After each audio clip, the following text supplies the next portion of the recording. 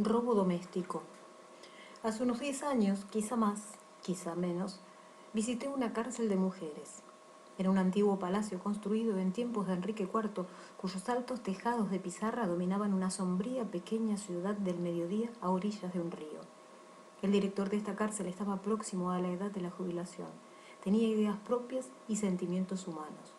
No se hacía ilusiones respecto a la moralidad de sus 300 internas, pero no consideraba que estuviera muy por debajo de la moralidad de 300 mujeres tomadas al azar en cualquier ciudad. Aquí hay de todo, como en todas partes, parecía decirme con su mirada dulce y fatigada. Cuando cruzamos el patio, una larga fila de internas acababa su paseo silencioso y regresaba a los talleres.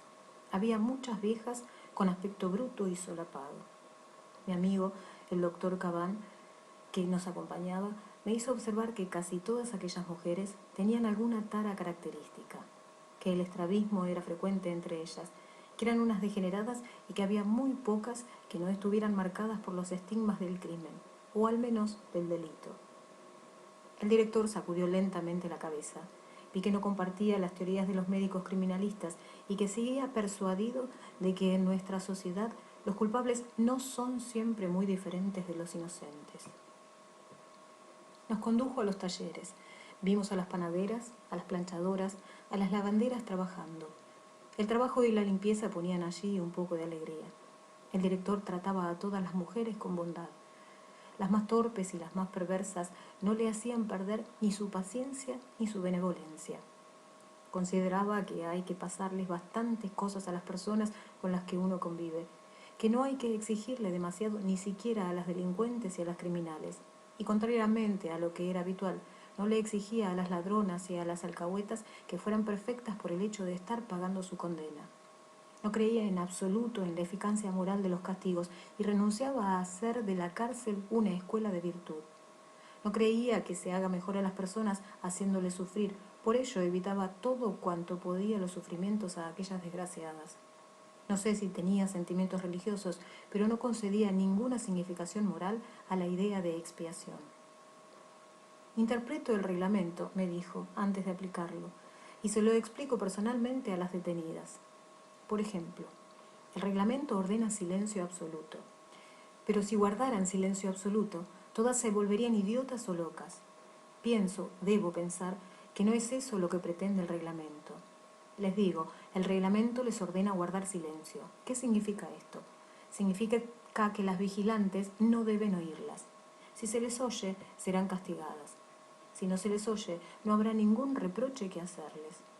Yo no puedo pedirles cuentas de sus pensamientos. Si sus palabras no hacen más ruido que sus pensamientos, no puedo pedirles cuentas de sus palabras. Así advertidas, se las ingenian para hablar sin, por así decirlo, emitir sonidos. No se vuelven locas y la norma se cumple. Le pregunté si sus superiores jerárquicos aprobaban aquella interpretación del reglamento. Me contestó que los inspectores le hacían reproches con frecuencia y que entonces él los conducía a la puerta exterior y les decía: ustedes ven esta reja, es de madera. Si se encerrara en este centro a hombres, al cabo de 8 días no quedaría ni uno dentro. A las mujeres no se les ocurre evadirse, pero es prudente no ponerlas rabiosas. El régimen de la cárcel no es ya de por sí muy favorable para su salud física y moral. No me responsabilizaría de guardarlas si se les impone la tortura del silencio. La enfermería y los dormitorios, que visitamos a continuación, estaban ubicados en grandes salas escaladas, que no conservaban de su antiguo esplendor nada más que unas monumentales chimeneas de piedra gris y mármol negro rematadas por pomposas virtudes en relieve.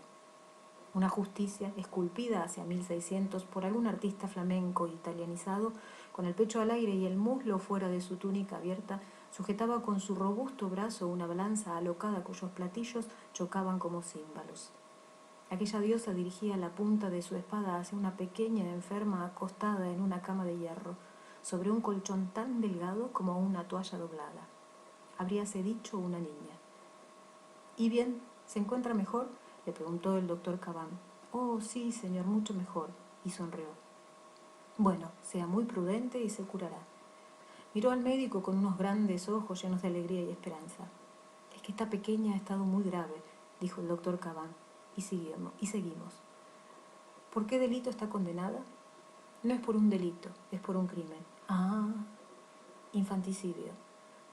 Al final de un largo corredor entramos en una pequeña habitación bastante alegre, repleta de armarios y cuyas ventanas, que no tenían rejas, daban al campo. Allí, una mujer joven, muy bonita, escribía sobre una mesa. De pie cerca de ella, otra, con muy buen tipo, buscaba una llave en un manojo colgado de su cintura. Habría creído que se trataba de las hijas del director, pero este me advirtió que eran dos internas. ¿No se ha dado cuenta de que llevan el uniforme de la casa? No me había percatado de ello, sin duda porque no lo llevaban como las demás. Sus vestidos están mejor hechos y sus gorros más pequeños dejan ver sus cabellos. Es porque es muy difícil impedir que una mujer enseñe su cabello, sobre todo si es bonito, me contestó el viejo director. Estas están sometidas al régimen común y adscritas al trabajo. ¿Qué hacen? Una es archivera y la otra bibliotecaria. No fue necesario preguntar. Eran dos pasionales. El director no nos ocultó que prefería a las criminales antes que a las delincuentes. C comentó que son como extrañas a su propio crimen. Fue como un relámpago en su vida, pero son capaces de rectitud, de valor, de generosidad. No podría decir lo mismo de mis ladronas. Sus delitos, que siempre son mediocres y vulgares, constituyen el entramado de su existencia. Son incorregibles. Y la bajeza que les hizo cometer actos reprensibles impregna constantemente su conducta. La pena que se les impone es relativamente pequeña y como tienen poca sensibilidad física y moral, la soportan habitualmente con facilidad. Eso no quiere decir, añadió vivamente, que esas desgraciadas sean todas indignas de piedad y no merezcan que uno se interese por ellas. Mientras más vivo, más me doy cuenta de que no hay culpables, solo hay desgraciados. Nos hizo entrar en su despacho y dio a una vigilante la orden de traer a la detenida número 503. Voy a ofrecerles un espectáculo que no he preparado. Les ruego que me crean, nos dijo, y que les inspirará sin duda nuevas reflexiones respecto a los delitos y a las penas. Lo que van a ver y oír, yo lo he visto y oído 100 veces en mi vida. Una interna, acompañada de una vigilante, entró en el despacho. Era una joven campesina bastante bonita, de aspecto simple, bobalicón y dulce. Tengo una buena noticia que comunicarle, le dijo el director. El señor presidente de la República, conocedor de su buena conducta, acaba de perdonarle el resto de su condena. Saldrá usted el sábado. Ella escuchaba con la boca entreabierta y las manos cruzadas sobre el vientre. Pero las ideas no entraban tan rápido en su cabeza. Saldrá usted el próximo sábado de esta casa.